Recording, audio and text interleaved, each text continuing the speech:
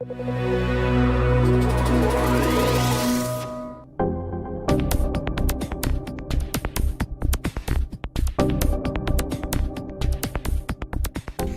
allá de compartir todas y cada una de las afirmaciones y apreciaciones valorativas que hizo Gonzalo de esta ley, a mí también me forzaron a hablar. El organizador me indicó un tema que no es de mi total agrado, por lo cual me obligó a estudiar, eso es la parte positiva, me obligó a estudiar cómo funciona el Instituto del Colaborador, previsto en el artículo 6 de la ley 18.494, y las medidas de protección al colaborador que figuran en el artículo 8 de la ley. Y para hablar del colaborador, lo primero que tenemos que hacer y tratar de acotar el instituto, a su vez tratar de rodearla de la mayor cantidad de garantías, porque la ley tiene una orfandad alarmante en cuanto a cómo funciona este Instituto del Colaborador, ¿verdad? Digo, que habría que leerlo en conjunto, el tiempo no nos da, pero el Instituto del Colaborador va de la mano con el del agente encubierto y con el testigo protegido, la entrega vigilada. Son institutos que los estudiosos y defensores de este tipo de legislación, de los que hablaba Gonzalo recién, dicen que es necesaria para crear estas nuevas técnicas de investigación, para ayornar un derecho penal tradicional que no logra dar respuestas satisfactorias a esta nueva criminalidad llamada no convencional, que yo también traté de buscar la definición y realmente no existe una determinación concreta del ámbito de acción de la criminalidad no convencional, más allá de lo que algunos autores refieren como terrorismo, narcotráfico, trata de personas, pero el ámbito de contención de la criminalidad no convencional no aparece, sino más bien difuso. Y estas nuevas técnicas de investigación incluyen al colaborador. Entonces, lo primero que traté de hacer es buscar el origen, dónde surge el concepto de colaborador de la justicia. Y aparentemente surge en la década del 70 al 80 en Italia, cuando aparece una persecución a las brigadas rojas, causantes de un flagelo terrorista en aquel momento para un contexto europeo bastante álgido, y se crean entonces la ley, lo que se llamó vulgarmente la ley de los Pentitis. Esta ley de los Pentitis, que por supuesto implicaba al colaborador de la justicia,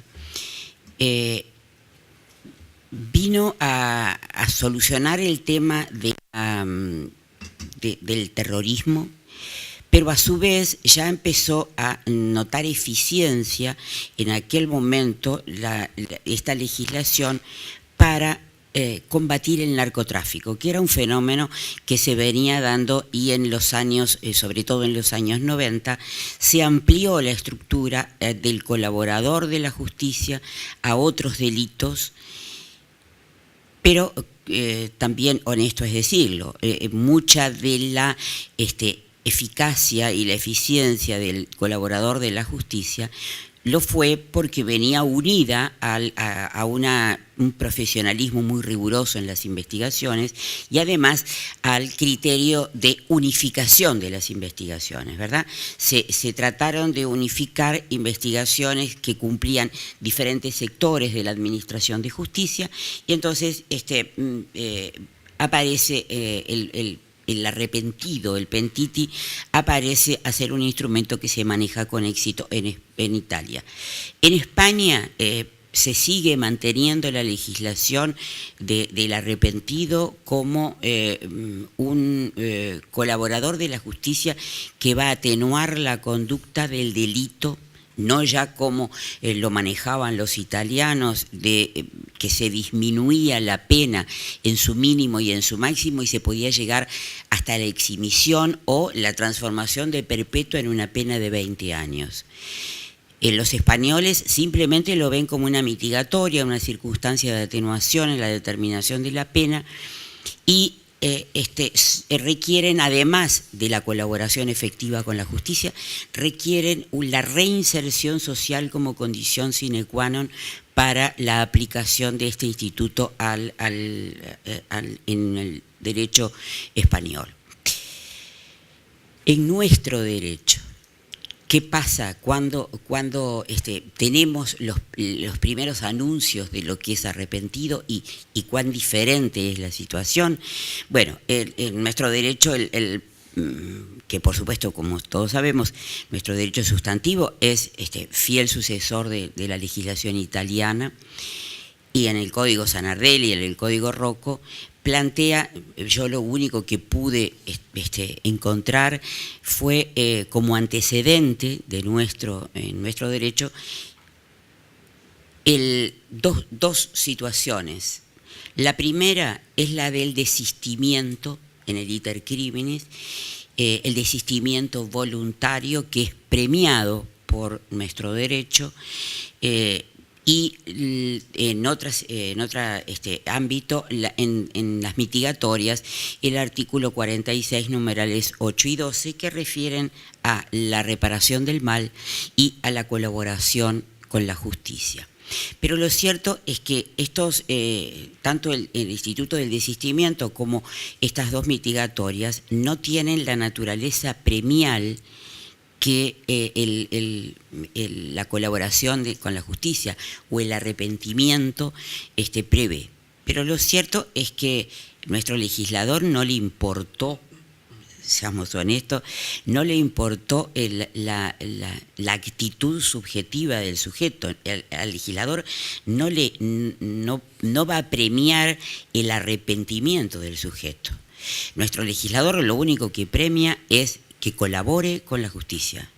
Y esa colaboración debe reunir una enorme cantidad de caracteres para que consideremos, hablando desde el punto de vista estrictamente dogmático y garantista, para que consideremos que esa colaboración con la justicia es idónea. Entonces, el primer desbroce, ¿no? Vamos a separar lo que es arrepentido, que sería el tradicional pentiti, del testigo protegido, porque convengamos que jamás un colaborador con la justicia puede ser un testigo protegido, porque el testigo es un tercero ajeno, por definición, al conflicto penal en ciernes, es un sujeto que no podría, bajo ningún punto de vista, llegar a algún acuerdo con el Ministerio Público, tal como define el artículo 6 al colaborador. Entonces, llegamos a la conclusión de que se usó el concepto colaborador con la justicia para no usar el antipatiquísimo concepto de delator, porque el colaborador con la justicia no es otra cosa que un delator, ¿verdad? Es una persona que informa a la autoridad acerca de la identidad de sus compañeros,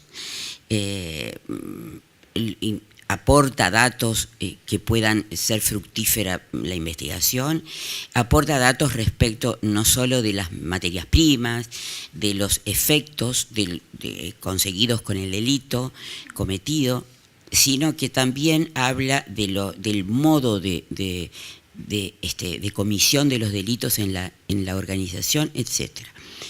Entonces, estamos hablando, vamos a poner el verdadero nombre, estamos hablando de un delator. ¿Que es antipático? Sí, es antipático, pero vamos a llamar a las cosas por su nombre para empezar a, porque además esto va hasta influir en la naturaleza jurídica del instituto del colaborador. Entonces vamos a llamar a las cosas por su nombre, ¿verdad? Aquí estamos hablando de un delator. Y este delator, la ley le otorga un premio. Ese premio, como ustedes ven de la simple lectura del artículo 6, ese premio consiste en una rebaja en el quantum de la pena que puede llegar hasta un mínimo a la mitad del mínimo y a la mitad del máximo. Obviamente dejamos para consideraciones posteriores dónde queda el principio de legalidad en la determinación de la pena, ¿verdad? Si puedo bajar hasta la mitad del mínimo, pero lo increíble es que también puedo no deducir requisitoria, dice la norma, si la colaboración es tan importante que permite desbaratar la organización delictiva. En ese caso, entonces, el Ministerio Público puede abstenerse de formular requisitoria. Pero hay más. La propia ley dice que el colaborador puede actuar aún antes de que nazca un presumario, aún antes de cualquier actividad judicial. Entonces, nos preguntamos si el colaborador es una de las tantísimas preguntas que nos vamos a hacer a lo largo de esta conversación. ¿El colaborador está legitimado para poner en conocimiento de las autoridades judiciales y del Ministerio Público la ocurrencia de un delito en el que él mismo intervino y desde el arranque empieza a colaborar y él mismo pone en conocimiento de la justicia los hechos en los que él participó a cambio de la no requisitoria y de la posibilidad de que se lo tenga por colaborador con las consecuencias que ello tiene, inclusive las medidas de protección a las que me refirió Gonzalo recién? Entonces, a partir de allí, nos tenemos que plantear cuáles son los requisitos que tenemos que exigirle a este colaborador para que por lo menos se salvaguarden el máximo de garantías y se respeten las reglas del debido proceso. Y ahí es donde se nos plantean una enorme cantidad de cuestiones y de escollos. ¿Por qué? Porque la figura del colaborador, como ustedes se darán cuenta, es importada de la legislación extranjera, que nada tiene que ver con la nuestra, ¿verdad? Ya quedó claro, en nuestro derecho, en la única colaboración que existe, en nuestro derecho convencional, la única colaboración que existe es la que está prevista en el artículo 46.12. Y es una mitigatoria. Y es una mitigatoria que, como sabemos, por el juego de las reglas de determinación de la pena en nuestro derecho positivo, podrá habilitar a que el operador baje la pena hasta el mínimo, pero no hasta la mitad del mínimo. Entonces, tenemos que ver, en primer lugar, qué condiciones debe requerir esa colaboración. Por empezar, pienso que el colaborador debemos analizarlo desde el punto de vista objetivo y subjetivo. Bueno, ¿cómo debe ser esa colaboración? Entonces, desde el derecho comparado y buscando la forma de garantizar al máximo el contenido de esta colaboración, vamos a decir que se le va a exigir en primer lugar que sea oportuna. Una colaboración tardía no puede dar lugar a ninguna mitigatoria, ¿verdad? Después de que está todas las cartas echadas y sobre la mesa, no tiene sentido darle valor a una colaboración inoportuna. Pero también debe ser veraz. esa colaboración debe ser inédita, porque no sirve que sea considerada colaboración con las consecuencias premiales que ello tiene si es algo, un hecho ya conocido, el dato es conocido. Por ejemplo, el revelado de la identidad de los autores, coautores, cómplices y hasta encubridores. La norma refiere de los hechos investigados o conexos. Fíjense la amplitud con la que la ley refiere al colaborador. Entonces no sirve que sea inoportuna, pero tampoco podemos conformarnos con una colaboración con datos que ya son parcialmente conocidos. También se va a requerir que sea idónea para los fines que la propia norma se propone. Esto es, lograr un éxito en la investigación o simplemente lograr, dice, la clausura del caso. Fíjense el vocabulario utilizado, ¿no?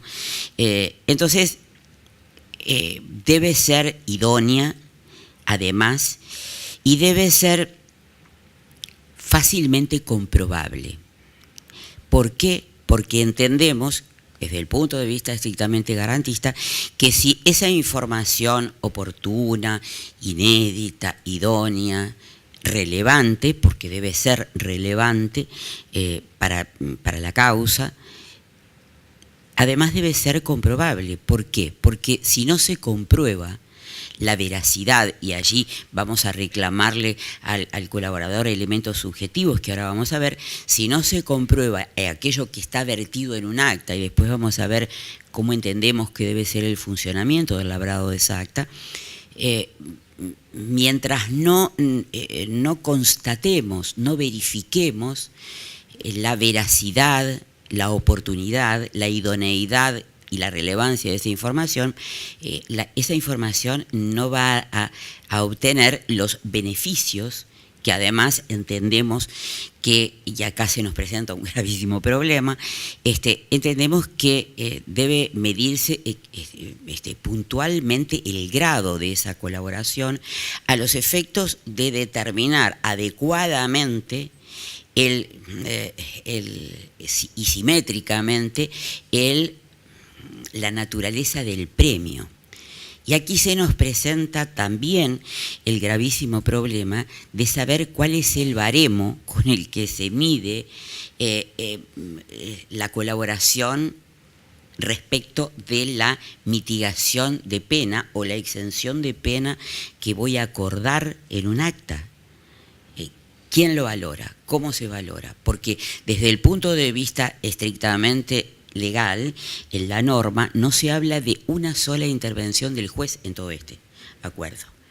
Pero lo grave es que es el juez el que tiene que aplicar la pena a solicitud del Ministerio Público. Entonces nos preguntamos por qué no se le dio en la ley intervención al juez acerca por lo menos de la legalidad del contenido de esa acta.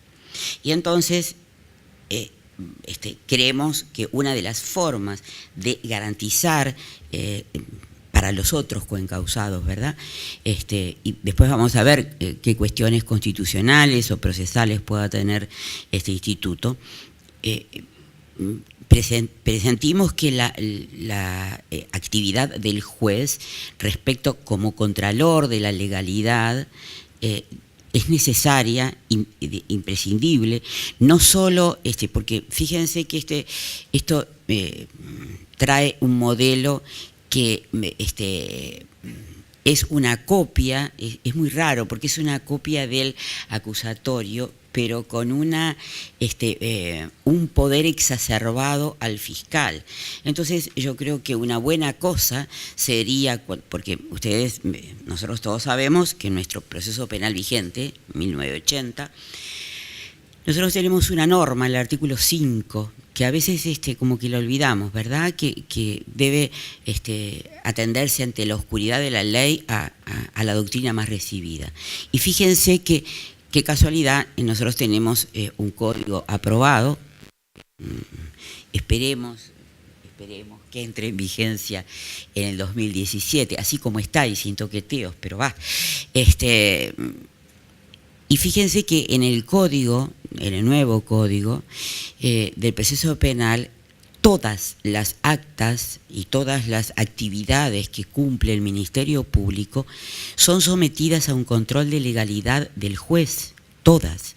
Entonces, creemos que no es descabellado poner como garantía la exigencia del contralor del juez de la legalidad de ese acuerdo, porque es en definitiva quien va a determinar y va a aplicar efectivamente la pena o va a dejar de aplicarla.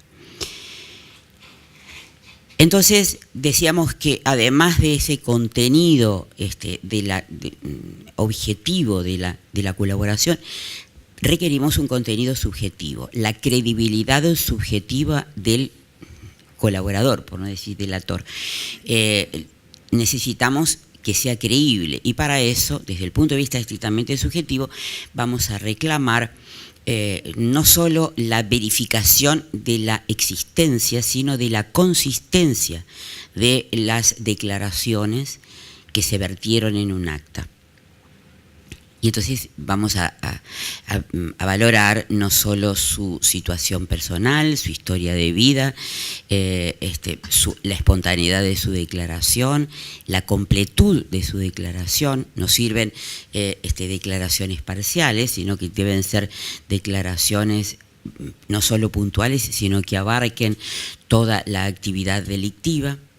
Y se le exige además al colaborador un acto de disociación, si se me permite la palabra, efectivo, el alejarse definitivamente de la organización delictiva o del grupo delictivo que integra. Una vez que se consiguió todo y una vez que el sujeto está decidido a colaborar, ustedes ven que en el propio artículo 6, en el apartado 3, nos dice que se acabó la colaboración a plazos, ¿no? Como dicen los italianos. Hay 180 días para brindar esa información que debe requerir todas estas cualidades. 180 días. Si el recuerdo es posterior a los 180 días, no es válido. Y entonces, toda esa colaboración se va a verter en un acta. Esa acta se celebra con el Ministerio Público, insisto, debe valorar por un principio de proporcionalidad los beneficios no me digas que no, me falta una vida. Los beneficios que va a aportar, pero además debe ser controlada por el juez por las razones de legalidad que apuntamos. Y esto es importante porque, como ustedes vieron, la delación tiene determinados requisitos. ¿Y qué pasa si se incumplen uno de esos requisitos? Entendemos que ese acta va a perder total vigencia por incumplimiento de uno de los requisitos. Pero además, ese acta queda en estado de latencia hasta comprobar, verificar y acertar que toda la información que dieron reunía aquellas condiciones: idoneidad, veracidad, comprobabilidad, etc. Hasta ese momento el colaborador queda en un estado de latencia. Y entonces allí también se plantean problemas, teóricos y prácticos sumamente importantes. Esto nos lleva de la mano, y disculpas porque ahí voy a apretar el tiempo, nos lleva de la mano a la consideración de la naturaleza jurídica. Una parte importante de la doctrina, tanto nacional como extranjera, considera que estamos ante una excusa absolutoria. Creo que tal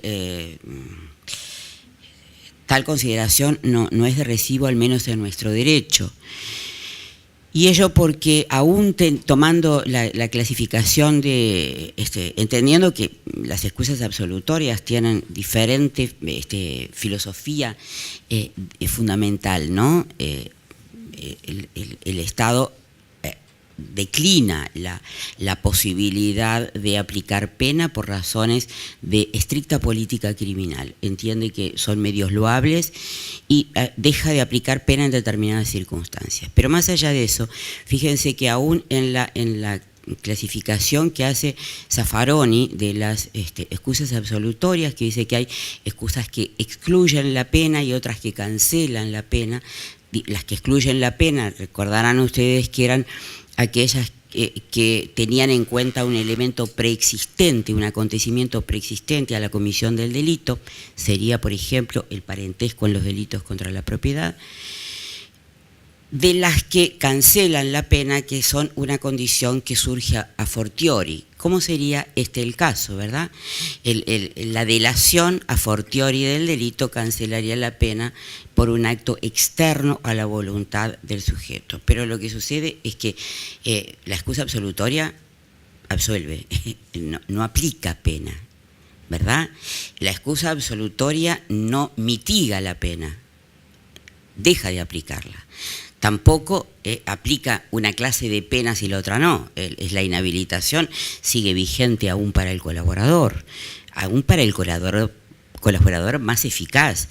Entonces, tenemos que decir, excusa absolutoria no es. Y ahí es cuando nos, después de haber leído bastante, llegué a la conclusión de Marco Antonio Terragni lo plantea como que la colaboración es un correctivo de aplicación de la pena, un correctivo legal que modifica la aplicación de la pena por razones de menor peligrosidad. El Estado premia al sujeto que colabora. Esto, por supuesto, nos lleva de la mano a cuestionarnos las consideraciones éticas y morales de un Estado que no solo premia la delación, sino que la eleva a valor social, ¿no? Al punto que puede hacer que no se aplique pena, no solo se mengüe. Si bien los defensores de este tipo de legislación y de institutos ajenos a nuestro derecho, dicen que, bueno, que el romper la omertá es romper una actitud delictiva que el Estado debe asumir el compromiso de cumplir, y que los valores morales y éticos quedan relegados por los intereses superiores del Estado. Tendría que hablar de un sinfín de cuestionamientos de naturaleza constitucional, ¿verdad? Simplemente los dejo planteados y de repente después los discutimos. Me estoy refiriendo a la prohibición de autoincriminación, reconocida no solo en la Constitución, sino en los pactos, ¿no? Al problema de las dificultades en la defensa, por ejemplo, el diferente tratamiento ante la ley, la ruptura del principio de igualdad ante la ley, más allá de todos los cuestionamientos de índole dogmático general que se plantean. No, lamentablemente el tiempo no me permite continuar, pero yo estoy a las órdenes. Hay consideraciones también de naturaleza procesal respecto de la valoración de la prueba, etcétera, pero el tiempo no me da.